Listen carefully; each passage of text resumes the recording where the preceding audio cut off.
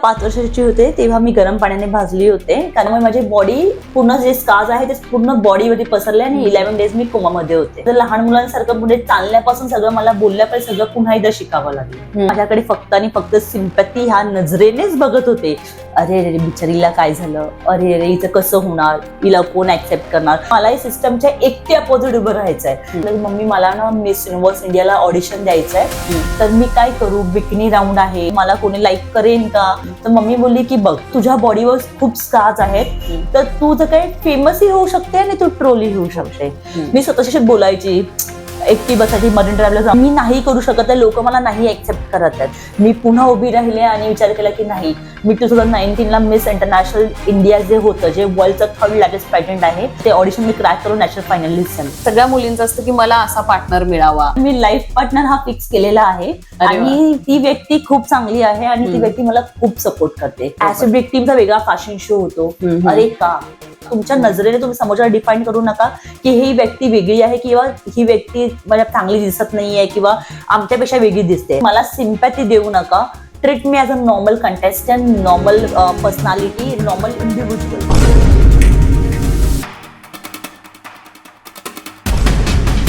नमस्कार मंडळी, मी भाग्यश्री पुन्हा एकदा तुमचं स्वागत करते स्मार्ट मराठीमध्ये. आज आपण एका अशा अवलिया व्यक्तीला भेटतोय की जिने स्कार्स आर ब्युटिफुल ही टॅगलाईन इतकी खरी करून दाखवली आणि आज ते आपल्या समोर आहे. तुम्ही बघत असाल सुपर मॉडेल मिताली सोनावणे. मिताली, खूप स्वागत आहे तुझं स्मार्ट मराठीमध्ये. Thank you so much. नमस्कार, मी Mitali Sonawane, super model India, आणि मी देशातली पहिली मॉडेल आहे जिने विथ स्कार्स सर्व नॉर्मल कंटेस्टंटला कम्पीट केलं प्रेस्टिजियस पॅजेंटमध्ये, like Femina Miss India, Miss Universe India, Miss International India and so on. खरं तर बघायला गेलं की मिताली, सौंदर्य हे अशी गोष्ट आहे की ज्यामध्ये सौंदर्य म्हटल्यानंतर आपण चेहरा बघतो, चेहऱ्यावर स्कार्स नकोत, आपल्याला अशीच छान एकदम प्लेन स्किन हवी असते, अशा बऱ्याच गोष्टी आहेत. आणि मॉडेलिंग हे क्षेत्र आहे की यामध्ये या गोष्टी खूप महत्वाच्या ठरतात. पण लहानपणापासून आतापर्यंतची जी जर्नी आहे, मला वाटतं ती निश्चितच सोपी नसणार आहे, कारण तू जे केले ते जगात कोणी केलं असं मला वाटत नाही. आणि ही सुरुवात कुठेतरी लहानपणी होणं ही पण खरंच चांगली गोष्ट होती. पण या मागची स्टोरी आम्हाला ऐकायला आवडेल की नेमकी सुरुवात कुठून झाली आणि हे जे चेहऱ्यावर स्कार आता आहेत किंवा बॉडीवर जे आले, तू जन्मताच तर अशी नव्हतीस. खूप सुंदर गोष्ट होती. म्हणजे तुझी आई पण सांगते नेहमी की माझी परीसारखी मुलगी होती आणि आज ही परीसारखीच आहे. कारण मला वाटतं तो तुझा आत्मविश्वास आहे. तर काय नेमकं घडलं होतं सांगशील का प्रेक्षकांना? मी जेव्हा 5 वर्षाची होते तेव्हा मी गरम पाण्याने भाजली होते, कारण की मी शिडीवर चढत होते. शिडीवरून खाली उतरताना पाण्याला माझा हात लागला आणि पाणी माझ्या अंगावर उडालं. बट ते 7 दिवसात रिकव्हर झालं असतं. बट मला हॉस्पिटल जनरल वॉर्डमध्ये ठेवल्यामुळे काय झालं, मला सेप्टिक पकडलं आणि त्यामुळे माझी बॉडी पूर्ण जे स्कार्स आहे ते पूर्ण बॉडीमध्ये पसरले आणि 11 डेज मी कोमामध्ये होते. आणि त्यानंतर मी 2 महिने 2 दिवस पूर्ण रोज मृत्यूसोबत झुंज केली, कारण की पूर्ण ब्लड म्हणजे बॉडीमधून बाहेर जायचं. आणि त्यानंतर माझ्या स्किनची ग्राफ्टिंग करून पुन्हा नव्याने म्हणजे लहान मुलांसारखं पुढे चालण्यापासून सगळं मला बोलल्यापर्यंत सगळं पुन्हा एकदा शिकावं लागलं. आणि आता मी तुमच्या समोर आहे. निश्चितच. याला किती वर्ष झाली मिताली, आणि हे लहान म्हणजे किती वय होतं त्यावेळी ज्यावेळी हे घडलं? ही घटना ज्यावेळी 5 वर्षाची आहे तेव्हा झाली होती. आता त्याला 25 वर्ष झालेली आहेत. आणि 5 वर्षाचं असताना मला वाटत नाही तुला कळलं असेल की आपल्याला काहीतरी भाजलं किंवा लागलं, एवढंच कळलं असेल. पण ज्या कंडिशन मधून फॅमिली सफर होत होती त्यावेळच्या काही घटना आठवत आहेत का तुला? मम्मीला खूप कन्सर्न होता की जेव्हा म्हणजे मी मम्मी सोबत जायचे वगैरे, तर लोक पटकन बोलायचे अरे हिला काय झालंय. तर मम्मीला थोडं असं होतं की अरे हिला काय झालंय. मम्मीला थोडा प्रॉब्लेम व्हायचा बोलताना की मी कसं सांगू, माझ्या मुलीला हर्ट होईल मी बोलल्यावरती. तर मी बोलायची काय नाही का मम्मी, तू हा मीच सांगते. आणि मी जाऊन स्टोरी सांगायची, हा मला असं झालं, मला असं झालं. बट एक तो स्पॅन होता की मी किती लोकांना किती सांगणार होते की मला काय झालं. कारण प्रत्येक दिवशी माझ्यासाठी तो प्रश्न उभा होता की काय झालंय हिला. तर ते खूप डिफिकल्ट होतं की प्रत्येकाला सांगणं की मला काय झालंय. बट तरी मी न कंटाळता माझी स्टोरी अशी पाठ झाल्यासारखी, जसं रेकॉर्ड टेपऱ्याकडून असं प्ले केल्यावर ते स्टार्ट होतं तसं मी बोलायची लोकांना, असं झालं, असं झालं, असं झालं. मला वाटतं बालपण ही खरंच सुंदर गोष्ट असते. आपल्याला नेहमी आपण म्हणतो की बालपण मिळावं, पण या बालपणात तू शाळेत वगैरे गेली असशील, त्या दरम्यान काही असे किस्से घडले का की जिथं तू हर्ट झालीस आणि तू ठरवलंस की नाही, मी जगाला दाखवून देईन की मी मिताली काय आहे? हो, कसं म्हणजे स्कूलमध्ये गेलं ना तर मला वेगळं बसवलं जायचं, कारण की म्हणजे स्कार्स वरून जरी सुकले असतील तरी ते आतमध्ये ओले होते आणि ते रिकव्हर होण्यासाठी खूप मोठा स्पॅन जाणार होता. तर मग मला वेगळं बसवलं जायचं का तर मला कोणाचं इन्फेक्शन होऊ नये किंवा कोणत्या मुलाचा लहान मुलाचा धक्का मला लागू नये. तर मला असं फील व्हायचं थोडंसं की सगळे खेळू शकतात, मी नाही खेळू शकत, मला बसून ठेवायचे साईडला. तर कुठे ना कुठे तो एक हलकासा म्हणजे हृदयामध्ये एक कॉर्नर होता की अरे मला वेगळं बसवलंय. ते मला फार हर्ट करायचं, बट मला हेही माहिती होतं ऍट द सेम टाइम की हे फक्त आणि फक्त मला माझ्या सेफ्टीसाठी आहे. या दरम्यान एखादी चांगली मैत्रीण मित्र झालेत का शाळेत तुझ्या? तसं तर सर्व माझे मित्र होते, मी असं मित्र मैत्रिणी सर्व माझे खूप छान होते. बट एक असतं ना की मुलं लहानपणी खोडकर असतात, ते आता कळतंय ह्या एज मध्ये की त्यांचं इंटेन्शन मला हर्ट करणं नव्हतं, पण ते एक एज होतं की चिडवायचं, बोलायचं, ट्रोल करायचं, आणि आता ते मला फार कॉमन वाटतंय. बट त्यावेळेस ते फार म्हणजे असं होतं की मी जास्त फ्रेंड स्वतःहून जास्त नाही बनवले, की एवढे फ्रेंड आता मी ह्यूज नाही ठेवलं, लिमिटेड होते बट छान होते. त्यानंतर कॉलेजचा पण हे आला असेल, कॉलेजमध्ये टीनेज मध्ये तर आपल्याला खूप स्फूर्ती असते आणि तू तर मॉडेलिंग क्षेत्रात आता आहेस, तर त्या दरम्यान मला वाटतं कुठेतरी ते क्लिक झालं असेल, तर तो काळ कसा होता? ऍक्च्युली स्कूलचा काळ खूप छान होता, कारण की मी डान्सर होते, त्यामुळे मी प्रत्येक इव्हेंट मध्ये पार्टिसिपेट करायचे, सर्व करायचे. बट कॉलेज हे माझ्यासाठी फार डिफरंट होतं, कारण कॉलेजला गेल्यावरती असं होतं की बापरे, कारण की तेव्हा एक टीनेज असतं, मुलगा आवडणं, मुलगी आवडणं, हे सगळ्या गोष्टी येतात पुढे जाऊन, आणि त्या एज मध्ये फिलिंग असतात की अरे बापरे असं आता होणार, आणि समजा कोणी मला काही बोललं तर मग मी काय रिॲक्ट करू, आणि मला कोणी लाईक करेन का, खूप काही डोक्यामध्ये विचार होते. मिक्स फिलिंग होती की म्हणजे मला कसं ती लोक ऍक्सेप्ट करतील ऍज अ युथ म्हणून. बट माझं असं होतं की ठीक आहे, कोणी कसे ऍक्सेप्ट करू दे, मी माझ्यासाठी कॉलेजला चालली आहे, स्वतःसाठी मला स्वतःला इस्टॅब्लिश व्हायचंय. आणि म्हणजे आयडल असे असल्यामुळे, म्हणजे लाईक डॉक्टर बी आर आंबेडकर माझे आयडल होते, कारण की त्यांनी स्वतःही असं सर्व्हाइव्ह केलंय की मी त्यांना ना एक शिक्षणासाठी स्वतःला सर्व्हाइव्ह करावं लागलं, त्यांना एज्युकेशन घेता येत नव्हतं, पण ते एकटे सिस्टमच्या अपोजिट उभे होते. तसं मला होतं की मलाही सिस्टमच्या एकटे अपोजिट उभं राहायचंय, कारण की सर्वांचं स्किन क्रायटेरिया माझ्यासारखा नव्हता, मी एकदम कॉमन नव्हती त्यांच्यासाठी, म्हणजे त्यांच्यासाठी मी कॉमन नव्हती, माझ्यासाठी मी कॉमन होती. बट ते फार माझ्यासाठी डिफिकल्ट होतं की मी कसं ऍक्सेप्ट करू. बट मला असं होतं की आय कॅन डू इट, मी करणार. कॉलेजमध्ये सगळ्या गोष्टीमध्ये तू पार्टिसिपेट केलीस आणि तुझ्या मनातली जी स्वप्न होती ती पूर्ण केलीस, पण मॉडेलच बनायचं होतं का त्यावेळी? मॉडेलच बनायचं ठरवलेली? ऍक्च्युली नाही, मला मॉडेल बनण्यात इंटरेस्ट फारसा नव्हता, कारण की मला हिरोईन बनायचं होतं, कारण टीव्ही मध्ये गाणी लागायची, छैया माझं फेवरेट सॉन्ग होतं, ते होतं एक दिवस मी पण हिरोईन बनेन, माझ्यावरती पण गाणं असेल. बट मला हेही ऍट द सेम टाइम लहानपणापासून माझी मॅच्युरिटी एवढी होती ना की मला माहित होतं की लोक मला असं ऍक्सेप्ट करू शकत नाही, बिकॉज लोक मला ऑलरेडी ट्रोल करत होते त्यावेळेस की अरे हिला काय झालंय, ही कशी आहे.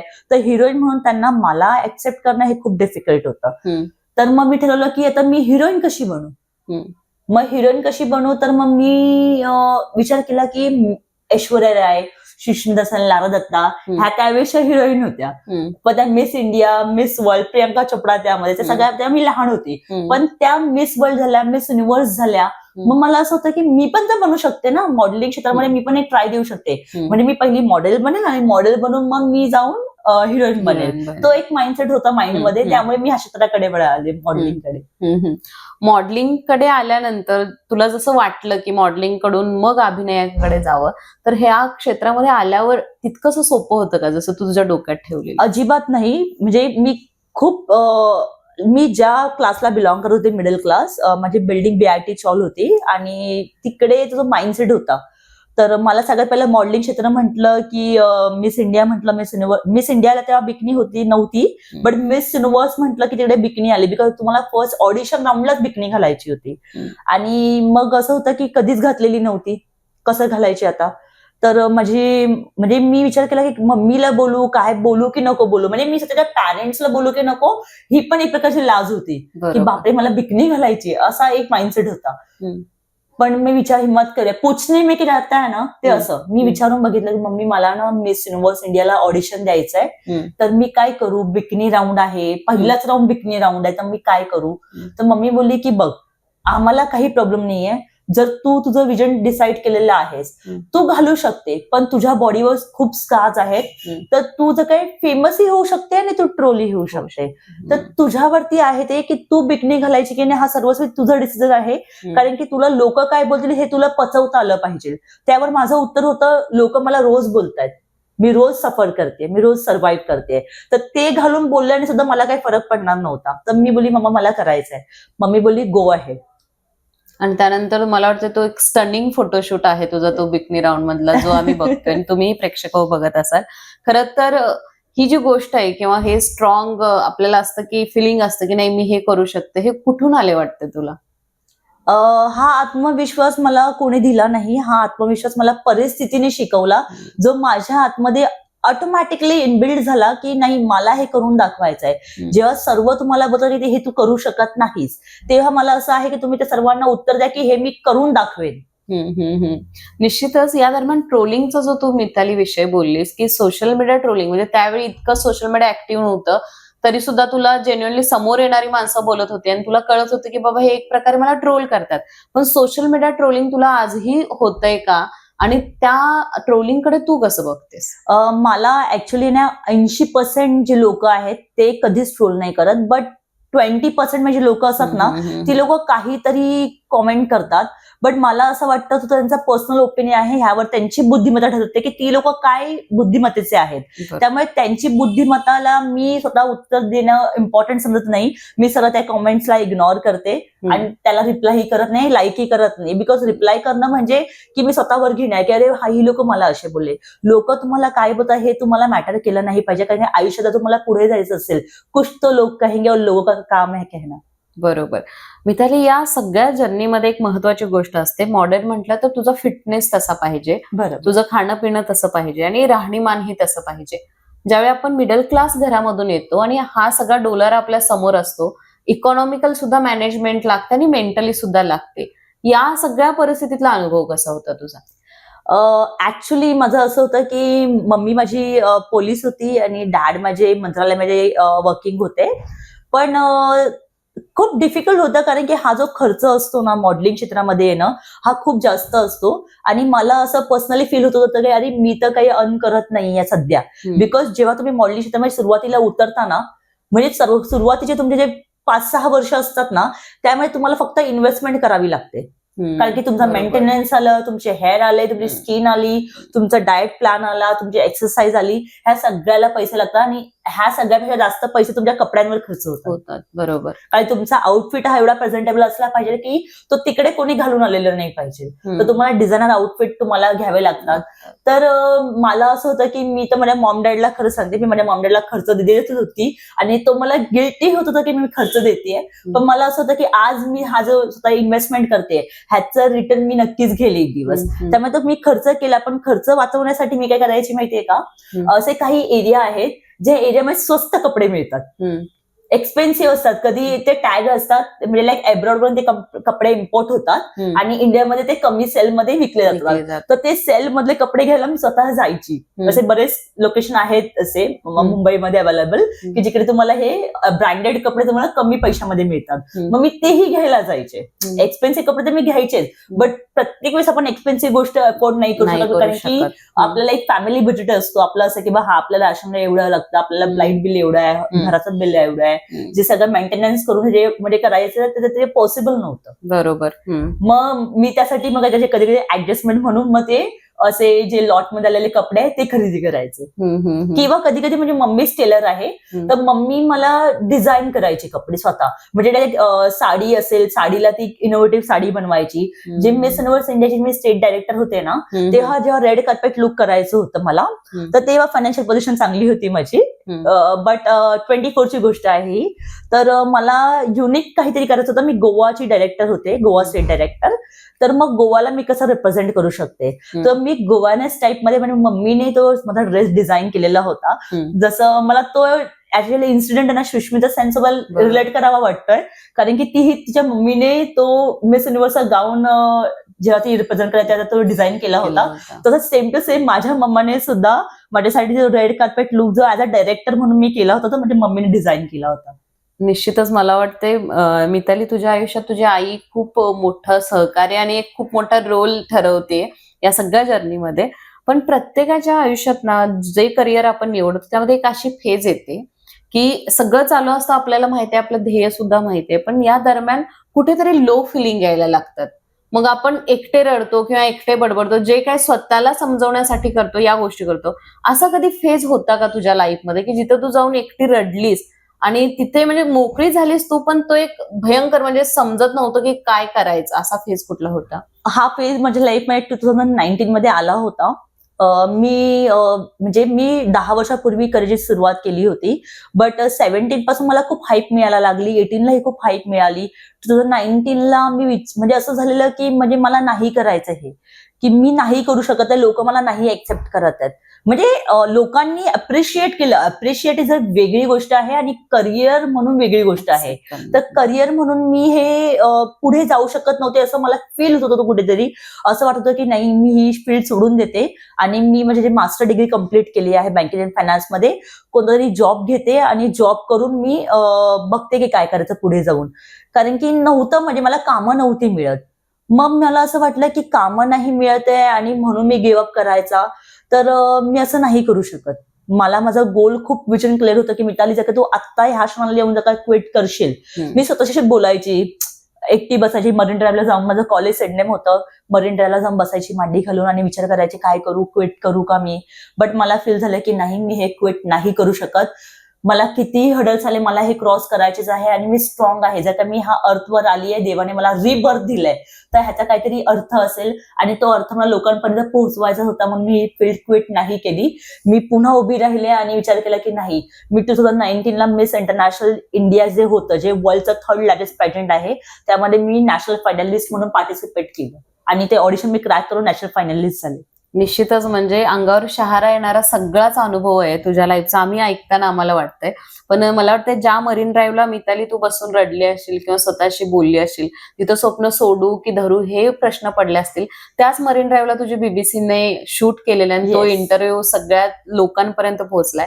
मला वाटतं त्या जागा, ती ठिकाणं तुला नेहमी या गोष्टी देत आहेत भरभरून आणि मॅनिफेस्टेशन जे तुझं आहे ते पूर्ण होते मला वाटतं. यानंतरचा प्रश्न असा आहे की हे सगळं करत असताना अशा बऱ्याच मुली आहेत की ज्या या क्षेत्रात येऊ इच्छितात, पण नेमकं कुठं जायचं, म्हणजे यामध्ये काही रेड फ्लॅग्स सुद्धा आहेत या क्षेत्रामध्ये. ते कसे ओळखले पाहिजेत आणि नवीन मुला मुलींना यायचं तर त्यांनी नेमकं कुठं गेलं पाहिजे, काय बेसिक गोष्टी असतात? बेसिक गोष्ट तर एवढीच आहे की जर कोणाला समजा ह्या फील्डमध्ये यायचं आहे, फक्त मुलीच नाहीये बरं का, मुलंही किंवा जे एजने जास्त आहे ती लोकही किंवा मॅरिड वुमनही, तुम्ही सर्वात पहिलं ठरवा की तुम्हाला कोणत्या शो मध्ये पार्टिसिपेट करायचंय. तुम्ही ज्या शो मध्ये पार्टिसिपेट करत आहात किंवा ज्या ब्युटी कॉन्टेस्ट मध्ये पार्टिसिपेट करत आहात किंवा ज्या रनवे मध्ये पार्टिसिपेट करत आहात, त्या शोचे जे डायरेक्टर किंवा ऑर्गनायझर असतात ते कितपत कॅपेबल आहे आणि ते कितपत ह्या शोशी निगडीत आहे, म्हणजे फील्डशी, मॉडेलिंग फील्डशी कितपत निगडीत आहे हे तुम्ही पहिलं बघा आणि मग तुम्ही पार्टिसिपेट करा. कारण की तुम्ही काय करता की एखादं फ्लायर आला इंस्टाग्रामवरती, सोशल मीडियावरती की बाबा मला फॅशन शो मध्ये यायचंय, की शो आलाय आणि तुम्ही लगेच फीज भरता आणि रजिस्ट्रेशन करता. पण तुम्ही जे रजिस्ट्रेशन करताय त्याचा तुम्हाला कितपत युज होतोय हे तुम्ही बघत नाही. तुम्ही फक्त आलं म्हणून पार्टिसिपेट करायचं म्हणून तुम्ही पार्टिसिपेट करता. बट तुम्ही पहिलं बघा की तुम्ही कुठे पार्टिसिपेट करताय, ते खूप मॅटर करतं. बरोबर. आणि हे सगळं करत असताना रेड फ्लॅग्स खूप असतात. तसं कधी लाईफमध्ये तुझ्या घटना आली की तुला पटकन ओळखली की नाही, हे काहीतरी चुकीचं होतं आणि मी इथून मागे यायला पाहिजे? ऍक्च्युली मी म्हणजे रेड फ्लॅग मी असं केलंच नाही. मी म्हणजे बोलतो ना, एवढी इंटेलिजंट होते ना प्रत्येक गोष्टीला, म्हणजे मीही जसं करते तसं तुम्हीही करा. मी तुम्हाला हेच ऍडवाइस करेल की जेव्हा तुम्ही कुठे अप्लाय करताय, तुम्ही काय करताय ना हे तुम्हाला माहित असणं जास्त गरजेचं आहे. मी प्रत्येक गोष्टीला गुगल करते. गुगल ही सगळ्यात सोपी गोष्ट आहे ज्याची तुम्हाला परफेक्ट आणि अॅक्युरेट माहिती मिळते.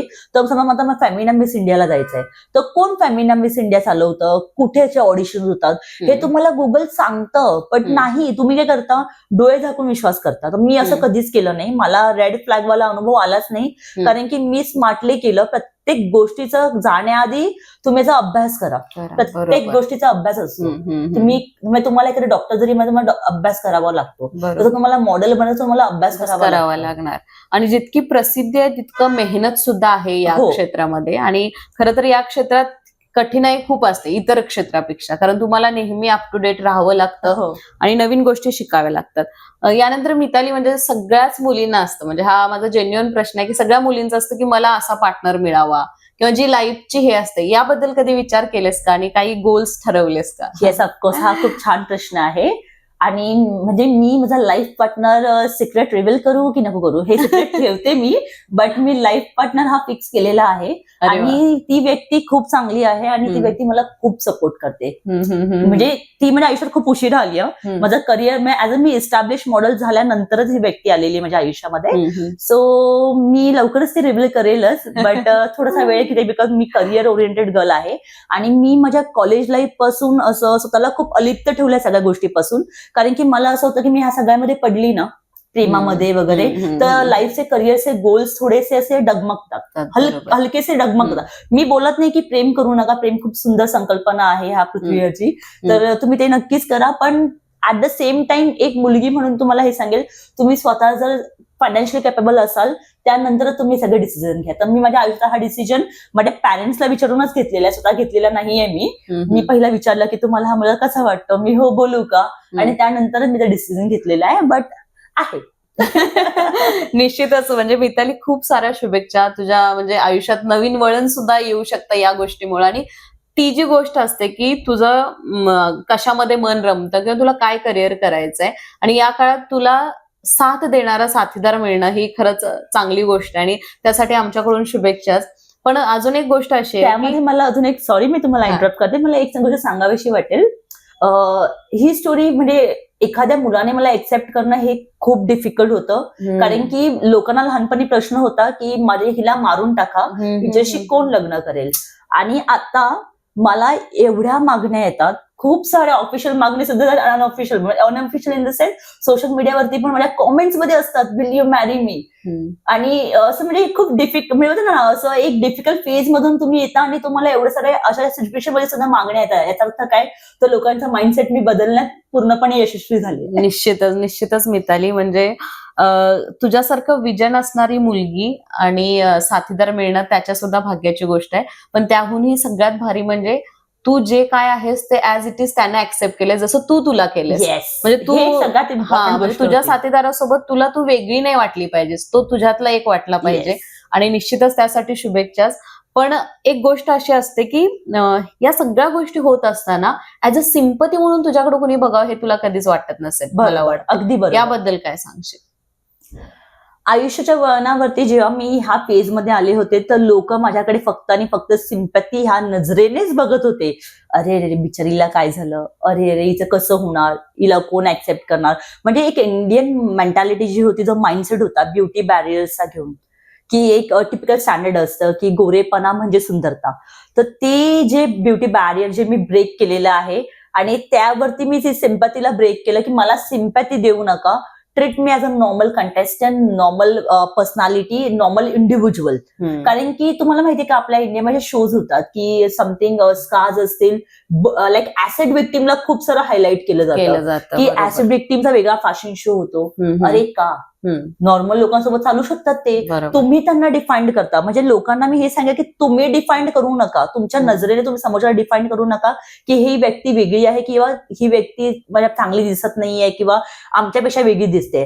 तुम्ही जर त्या व्यक्तीला स्वतःहून स्वतःच्या नजरेपासून तुम्ही जर त्या व्यक्तीला असं बघायला सुरुवात केली की शी इज लाईक अस ओनली और he is like us only, बरोबर, तर सगळं काही सोपं होऊन जाईल आयुष्य. निश्चितच. मिताली, नवीन वर्ष येते, नवीन वर्षाचे काही गोल्स ठरवलेस का? नवीन वर्षामध्ये सगळ्यात पहिला माझा शो येतोय, mister and miss super model India. So जेही इच्छुक स्पर्धक असतील त्यांनी मला डीएम करा माझ्या इंस्टाग्रामवर, मिताली सोनवणे किंवा मिताली मॉडेलिंग अँड मोर ह्या इंस्टाग्राम आयडी वरती. त्यांना आम्ही ऑडिशन लिंक देऊ आणि त्यानंतर आम्ही तुम्हाला सिलेक्शनसाठी तुम्हाला रिव्हर्ट बॅक करू. निश्चितच मिताली. आणि येत्या वर्षात अशा अनेक मुली असतील की ज्यांची स्वप्न या वर्षात थांबली असतील काही ना काही कारणामुळे, तर त्या मुलींसाठी काय संदेश देशील?